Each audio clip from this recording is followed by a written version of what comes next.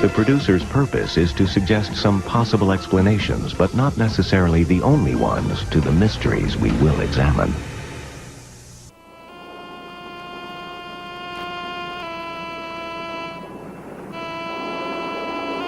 When a major airliner crashes, the tragedy is overwhelming. The destruction sudden and complete. In the spring of 1979, a New York woman has a series of dreams of an airliner disaster in the Midwest. 2 months later, a Cincinnati man dreams of a large jet in peril. It crashes and explodes. The dream repeats 10 nights in a row, and no matter what he does, it will not leave him alone. Were these dreams just nightmares, or will they prove to be prophecy?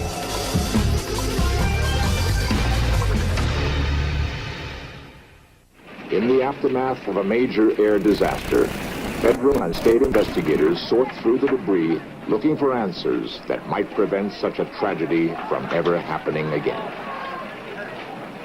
Recent findings have revealed that a strange phenomenon often precedes these catastrophes. Psychic researcher and author Alan Vaughan believes a warning system that could avert these tragedies may be locked within our own minds. Some may disbelieve, but Vaughan's own strange experience perhaps indicates the possibility. A gifted psychic tested at the Maimonides Medical Center in New York, Vaughan meditated in 1969 about the upcoming Apollo 12 moonshot. I got the impression that there was a grave danger for this flight. Unless something in the fuel system or electrical system is corrected, there will be an explosion which could kill the astronauts. I saw an image of Neil Armstrong's footprint on the moon, but there was a big X crossing it out. So I thought, no, they will not reach the moon. Apollo 12 did experience problems at takeoff as the rocket was struck by lightning, but for the most part, there were no mishaps. Vaughan's premonition was wrong. 4 months later, April 1970, Apollo 13 is launched for the moon. Just as the capsule leaves Earth's orbit, a muffled explosion rocks the spacecraft. Okay, Houston, we've had a problem here. This is Houston. Say again, please. The astronauts inspect their disabled craft, and soon the problem is diagnosed. A fuel cell has exploded and cut off most of the capsule's electricity. The primary mission has been aborted. Did Apollo 13 fulfill Vaughan's premonition for Apollo 12? Skeptics would say no. Believers, however, hold that his Apollo 12 premonitions fit Apollo 13. Most of us think of extrasensory perception as an experience happening to others. Yet ESP can occur every night in our most common altered state of consciousness, sleep. Scientists are studying sleep in the laboratory, hoping to find evidence of ESP in dreams. At the Maimonides Medical Center in New York, Dr. Montague Ullman and his colleagues conducted a group of experiments that made research history. For 6 years, more than 100 subjects would come in at night to be studied as they slept. Their physical state would be recorded so that the scientists could monitor their brain waves and determine when they were dreaming. Could dreamers dream about the future, demonstrating precognition of an event that was yet to happen? In the design of a precognitive experiment, the special waking event that the dreamer is to dream about does not exist. Hasn't been created. No one knows about it or what it's going to be. Each night, the subject is asked to dream about a series of slides he will be shown the following day. These slides will be his target. His dreams are charted, and he will be awakened after each one. I was dreaming of the color blue. It's very prominent, and it's birds and like sky. In the morning, he is interviewed to capture any last impressions before the dream reports are sent away to independent analysts. Terry, what is your overall impression of this dream? Well, I have a feeling that my next target will be concerned with birds. Later that day, another experimenter who knows nothing about the subject's dreams selects a slideshow at random. If the topic of the show corresponds to his dream, the target will be hit.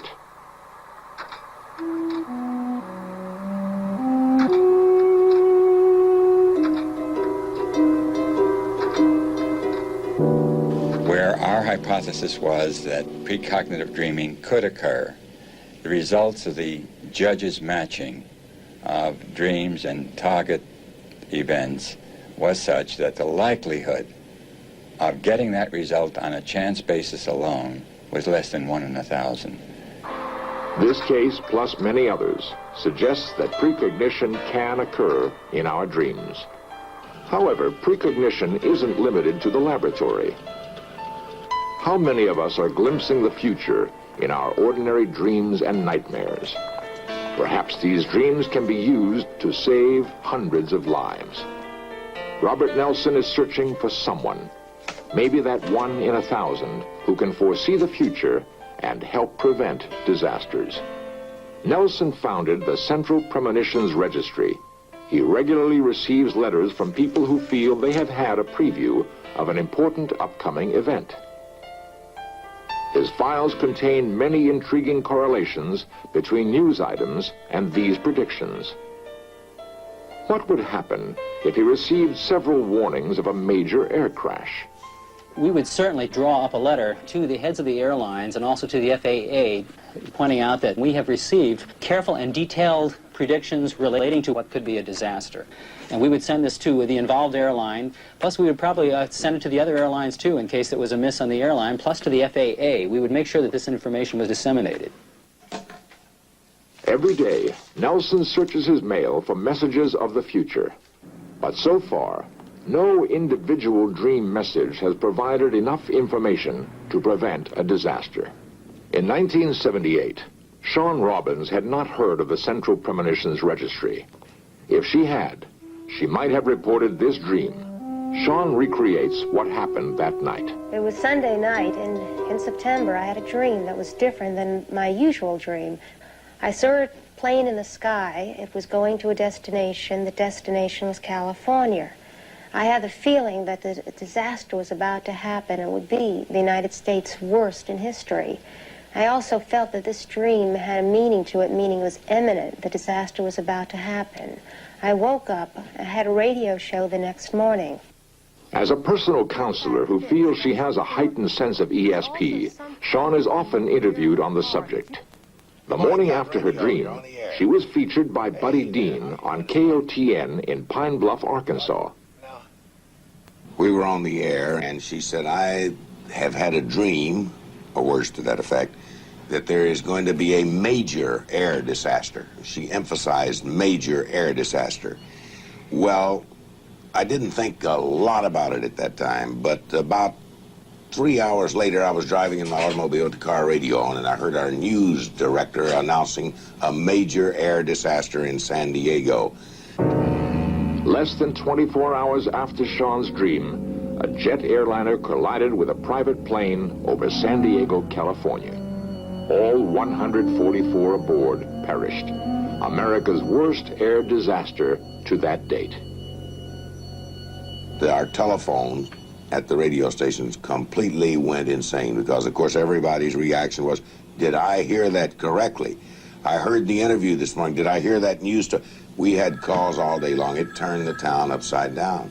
There was really an amazing prediction there. Concerns women. Although in the past, Shawn has told others of premonitions of airline disasters that did occur, this was the first verified case. Less than 5 months after the San Diego crash, Shawn began having dreams of another impending air disaster. Would she or other dreamers perceive enough information to prevent it? And even if they did, would anyone listen?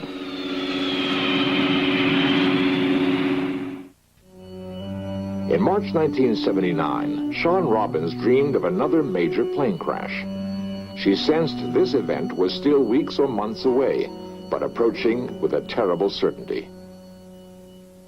On March 12th, she told her premonition to John Erling, whose morning talk show is broadcast on KRMG in Tulsa, Oklahoma. Of 72.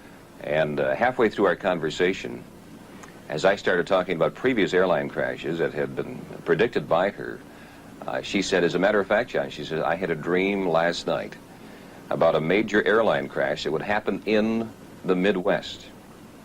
At that time, she gave me numbers, which could have been the flight number and tail numbers, as I recall, and said, but it was by a major airlines. Off the air, she gave me the name of the airlines.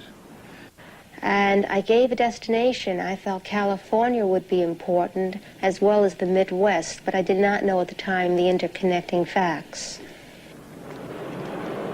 In the following weeks, Shawn tried to escape the fear that was becoming a constant part of her life. But you can't forget plane crash dreams. They don't let you forget. They come back, and they come back without warning. It's as if they want the story to be told. They have a mind of their own. Shawn continued to dream specific details about the disaster she felt was coming. On April 26th, she reported these to Ed Hartley on WKBX in Savannah, Georgia. Any idea on how many people may be involved? Well, the prediction that Shawn made was that there was going to be a crash of a jumbo jet in the Midwest. Now, she saw the Midwest. She didn't see exactly where the crash would be. She did say later on in the conversation that California would enter into that, and she suspected that that was the destination of the airplane. Shawn said she sensed the crash was now less than a month away. As the dreams became increasingly terrifying, she dreaded falling asleep for fear of what she'd experience. I become both now a passenger and a spectator aboard that aircraft. After the plane has crashed and everyone on board has died, and I walked away as the spectator, the living one, I wake up with a start. It's almost as if my heart is in my mouth. I said, why did I have the dream? Why didn't everyone else dream the same thing? Why was it me? Was Shawn becoming obsessed with plane crashes? Was she having a flashback to her previous dream prediction? Or was there something more to this new dream? One thing is certain, Shawn was not alone. For David Booth of Cincinnati, a nightmare was just beginning. Before May 1979, David had led an average life, managing a rent-a-car office and raising a family. He never had psychic-type dreams before. But one morning, he was jarred awake by the shattering vision of an airliner crash. On the morning of May 16th, I had a dream. I'm looking out to my right over a field, and there's a tree line diagonally down like that. And I look up in the air, and there's this great big jet, and it wasn't making the noise that it should. It wasn't a feeling of impending doom or that it was going to crash or anything. It just wasn't making the sound that it should. It starts to turn with the wing going up in the air, and it just goes on its back and then goes straight down into the ground and it explodes. As the sound of the explosion would start to die out, that's when I would wake up. It was very, very scary. Trying to describe some of the emotions that I felt, I mean, how can you describe sorrow? David was unable to understand his frightening dream. All that day, he tried to forget it by losing himself in his work. For the moment, he shared his experience with no one. That night, he went to bed exhausted, hoping his sleep would be undisturbed. The second night that I had the dream was a very weird experience. When I woke up, I had been crying. The main feeling that I had was urgency, as if I was being compelled to do something, to act fast. As the week progressed and the dream repeated every night, David found it harder to ignore. Still, he kept it to himself. Tuesday, May 22nd, David had the dream for the 7th night in a row. He began to feel he would have no peace until he took action. Starts to bank off and just rolls on its back and down it goes. And the same explosion. Nothing. David telephoned the Cincinnati office of the Federal Aviation Administration and spoke to facilities manager Paul Williams. The first thing David described to me was the type aircraft he thought it was. First of all, he identified it as an American Airlines plane. He described it as a big plane with an engine on the tail. Now, I asked him if he knew specifically what type aircraft it was, but David didn't know one type aircraft from another. Williams asked David to search the dream for more specific information. But each night it came back frustratingly the same. All that week, they spent hours reviewing every detail. My initial reaction to his description of the aircraft was that it was a Boeing 727. However, the engine on a Boeing 727 is in the tail, and the engine on a DC-10 is on the tail. A more accurate description of what he told me would be a DC-10 or a plane similar to that, because he described the plane as having an engine on the tail. On Friday morning, May 25th, the start of the Memorial Day weekend, David had the dream for the 10th time. But this time, it left an unexpected impression. The feelings had not changed, but David said he somehow knew he would never have the dream again. I went to the office, and I could not do anything. I think I must have just went through that whole day in a daze. Very much upset. Oh, I mean, I was, at one point in the afternoon, I thought I was on the verge of a nervous collapse. I took off work early.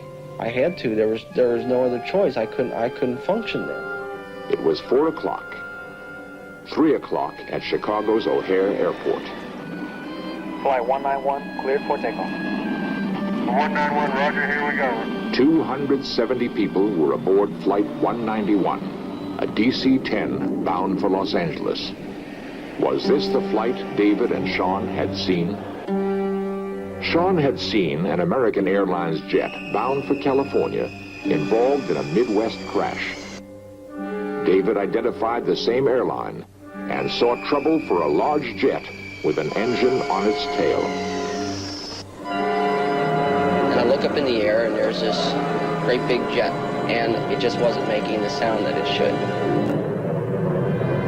It starts to turn with the wing going up in the air, and then goes straight down into the ground and it explodes.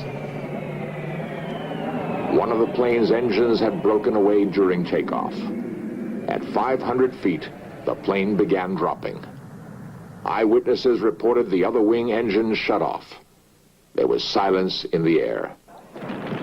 It was the worst air disaster in U.S. history. All those aboard died. When I heard that an aircraft had crashed in Chicago, it was as if I knew what had happened. All of the other events that I've learned that happened in Chicago describe after the fact what David Booth described to me before the fact. News of the disaster had not yet reached David and his family. I came home and we ate dinner and we sat down to watch television, and a news break came on. I can't even find the words to describe how I felt. I called Paul Williams, and I think emotionally I just fell apart. David appeared to me to blame himself for not being able to get enough information to prevent this accident from happening. He seemed to feel that if he could have grasped just a little bit more information, that he would have been able to prevent that accident. It seemed that he felt he was being singled out as the only person in the whole world that message was being given to. I tried to tell him that he couldn't blame himself for it, that he had done all that he possibly could. We did try to do something. We made an attempt, even though we failed. If there had just been somebody that we could have talked to that understood these, then maybe in some way it couldn't have been prevented. I don't know. I feel that way. I feel that way very much.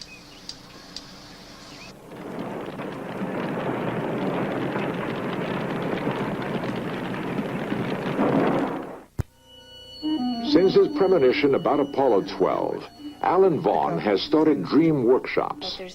At the New Ways of Consciousness Foundation in San Francisco, he helps people learn about the inner world of their minds and suggests techniques for coping with frightening dreams of the future. Instead of being frightened by them, learn to talk to them, to understand them. And then after a while, your dreams will give you images that can really be helpful. So you can turn a frightening situation where the dreams terrify you into a situation where the dreams bring gold.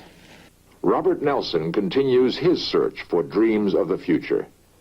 If you have a premonition, write to the Central Premonitions Registry, Box 482, Times Square Station, New York, New York, 10036. Find out what it truly means to be British.